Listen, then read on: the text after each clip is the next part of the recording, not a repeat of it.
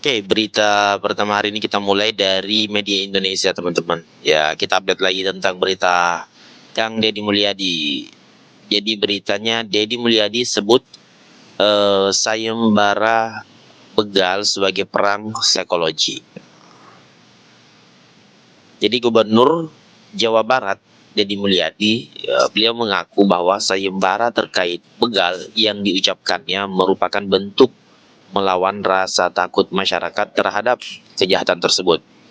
Ia menilai penting membangun psikologi publik yang kuat untuk mengatasi persoalan itu. Jadi memang kayaknya di Jawa Barat ini lagi rame ya begalnya. Jadi di sini Deddy menjelaskan bahwa penanganan kejahatan tidak cukup hanya mengandalkan kelengkapan senjata atau penangkapan oleh aparat penegak hukum, melainkan harus dibarengi dengan perlawanan psikologis kepada masyarakat. Jadi yang menilai ketakutan warga terhadap pelaku kejahatan tidak boleh dibiarkan, sebab pembiaran justru akan memberikan ruang lebih besar bagi para penjahat untuk melancarkan aksinya. Jadi masa 100 orang membuat takut 100.000 orang? Nggak bisa, kita yang harus buat takut mereka. Ini perang psikologi, disebutnya perang asimetris. Nah, ini kata Kang Deddy Mulyadi. Maka dari itu teman-teman, Deddy Mulyadi mengklaim bahwa sayembara itu merupakan langkah nyata untuk membangkitkan keberanian warga. Jadi menurutnya hal ini penting agar masyarakat tidak lagi takut menghadapi begal, tetapi para pelaku kejahatan yang harus merasa takut beraksi di tengah masyarakat. Jadi logika seperti ini memang harus jalan teman-teman ya. Bukannya masyarakat yang harusnya takut, tapi begal inilah yang harusnya takut ya. Saya bikin sayembara untuk membangunkannya. Kita tidak boleh takut oleh begal. Begal yang harus takut oleh kita. Jadi selain melawan begal dengan perang psikologis, Deddy memastikan bahwa pemerintah dari Provinsi Jawa Barat berkomitmen untuk hadir lebih nyata dalam melindungi para korban kekerasan dan kejahatan jalanan. Jadi Deddy berjanji, Pemprov Jabar akan menanggung seluruh biaya pengobatan bagi korban pembegalan. Jadi kalau teman-teman dari Jawa Barat ada yang mengalami kasus pembegalan, pencurian, perampokan maupun bentuk kekerasan lainnya, dari Pemprov Jabar akan menanggung seluruh biaya pengobatannya. Nah, menurutnya hal ini tuh penting dilakukan Pemprov karena korban kasus tersebut seringkali terkendala biaya pengobatan. Jadi rumah sakit tidak memberikan layanan kesehatan bagi mereka korban begal, korban pencurian, korban kekerasan karena tidak ada asuransinya. BPS-nya tidak mau dibayar katanya.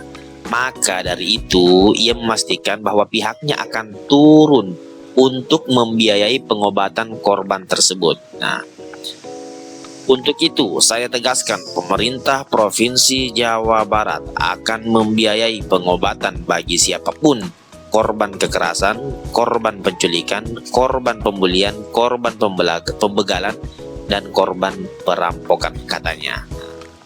Bahkan lanjutnya, negara akan mengambil tanggung jawab penuh terhadap keberlangsungan hidup keluarga korban apabila insiden tersebut berakibat hilangnya nyawa dari pencari nafkah.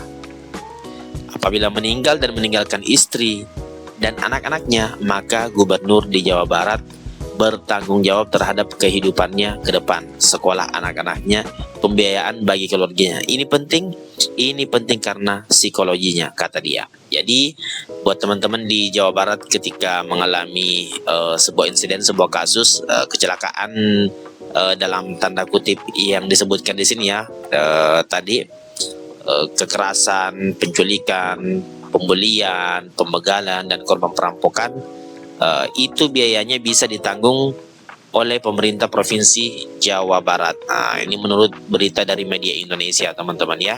Di berita selanjutnya ada dari Politik Indonesia. Survei IPO Prabowo teratas disusul KDM dan Anies. Jadi survei IPO Prabowo teratas disusul KDM dan Anies.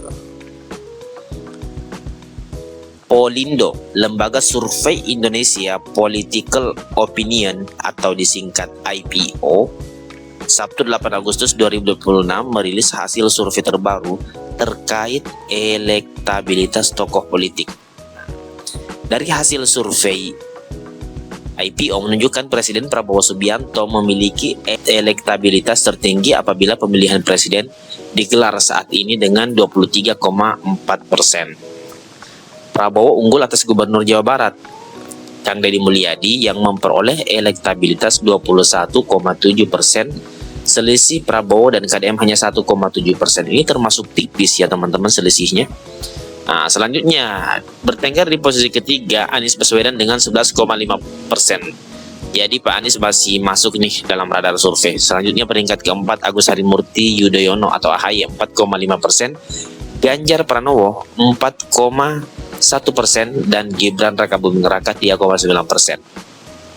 Nah, tokoh-tokoh lainnya memperoleh elektabilitas di bawah 3%, yakni ada nih Gubernur dari Maluku Utara Shirley Juanda, kemudian Pak Mahfud MD 1,7%. Jadi Shirley Juanda tadi 2,1%, Pak Mahfud 1,7%, Purbaya Yudi Sadewa 1,5%, Muhaimin Iskandar atau Caimin 1,2%, dan ada Pak Zulkifli Hasan 1%. Namun, survei IPO mencatat 17% responden belum menentukan pilihan atau memilih merahasiakan jawabannya.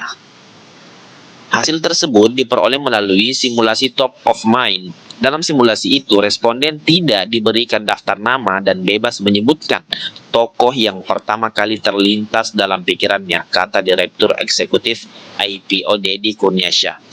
Nah, menurut Deddy, dalam simulasi terbuka di mana responden bebas menjawab tanpa intervensi, nama Presiden Prabowo Subianto justru masih berada di posisi teratas meskipun tidak signifikan meninggalkan nama-nama yang lain. Posisi Pak Prabowo sebagai kepala negara masih memberikan pengaruh terhadap tingkat keteringatan masyarakat ya. Namun kemunculan Deddy Mulyadi dengan selisih elektabilitas yang tipis menunjukkan adanya figur lain yang mulai mendapat perhatian publik, katakan Deddy. Menurut Deddy, ada 17% responden yang belum menentukan pilihan, menunjukkan persaingan menuju Pilpres masih dinamis.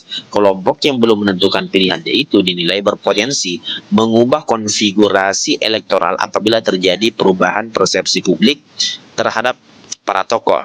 Nah, ingatan publik semacam ini perlu dijaga, tentu dengan kebijakan yang dekat dengan kebutuhan publik.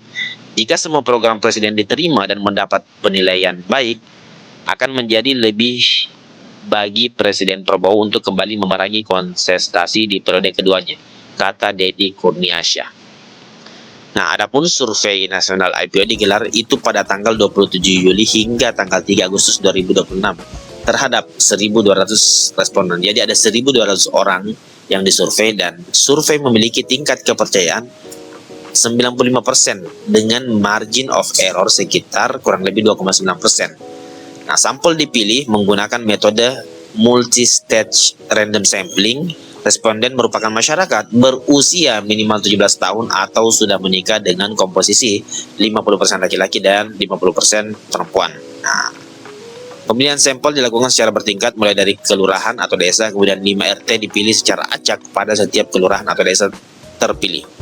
Nah, dari setiap RT dipilih 2 keluarga atau rumah tangga, lalu 1 responden dari setiap keluarga dipilih menggunakan lembar acak atau random sheet, jelas Deddy Kurniasyah. Jadi ini survei dari Polindo teman-teman. KDM masih teratas, di tengah-tengah ada Pak Prabowo masih teratas ya, kemudian ada KDM di tengah-tengah dan ada nama Bapak Anies Baswedan juga. Nah, kira-kira dari nonton sendiri memilih siapa nih? Silahkan di komen ya, di kolom komentar. Teman-teman, di berita selanjutnya nih dari Detik Jabar, KDM ungkap opsi pinjam 3,4 triliun rupiah untuk biayai pembangunan.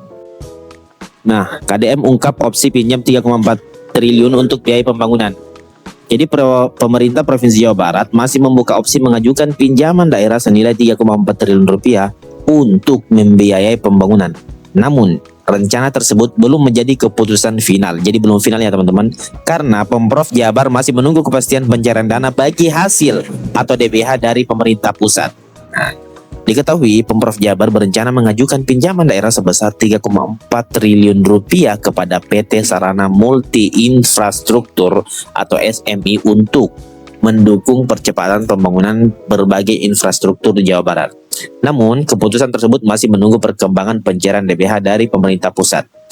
Gubernur Jawa Barat Deddy Mulyadi mengatakan saat ini pembahasan mengenai rencana pinjaman tersebut itu masih terus dikaji dan dikomunikasikan.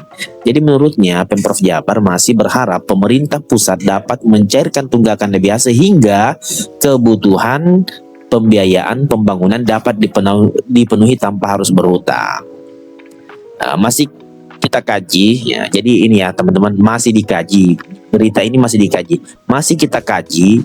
Ya kita komunikasikan, siapa tahu ada rezeki mendadak ya. Saya masih berharap, saya sudah berkomunikasi, misalnya yang 1,2 triliun saya mohonkan untuk bisa tahun ini bayarkan, kata Deddy tanggal 6 bulan 8 2026 ya.